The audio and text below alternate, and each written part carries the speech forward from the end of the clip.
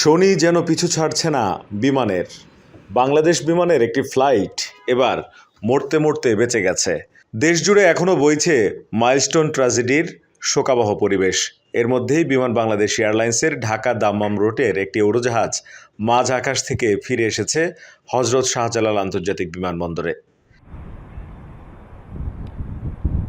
সোমবার বিকেল ৩টা ৩৩ দাম্মামের উদ্দেশ্যে ছেড়ে যাওয়া BG349 ফ্লাইটটি ১ ঘন্টার মতো আকাশে ওড়ার পর বিকেল ৪টা ৩৩ ঢাকায় ফিরে আসে।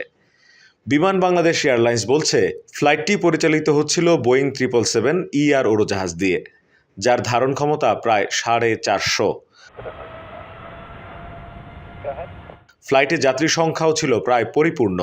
উড্ডয়নের কিছু সময় পর পাইলট যান্ত্রিক ত্রুটি শনাক্ত করলে নিরাপত্তার স্বার্থে বিমানটি ফিরে আসার সিদ্ধান্ত নেয়।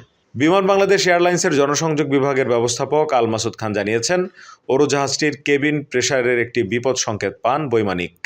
এই পরিস্থিতিতে কোনো ধরনের ঝুঁকি না নিয়ে বৈমানিক উড়োজাহাজটি ঢাকায় ফেরত আনেন। তিনি বলেন, যাত্রীদের অন্য একটি উড়োজাহাজে এরই মধ্যে দাম্মামের উদ্দেশ্যে পাঠানো হয়েছে, আর ফেরত আসা উড়োজাহাজটিও বিমানের ইঞ্জিনিয়ারিং বিভাগ দেখছে। সব ঠিক থাকায় উড়োজাহাজটি দিয়ে রাতে অন্য কোনো ফ্লাইট চালানো হতে পারে।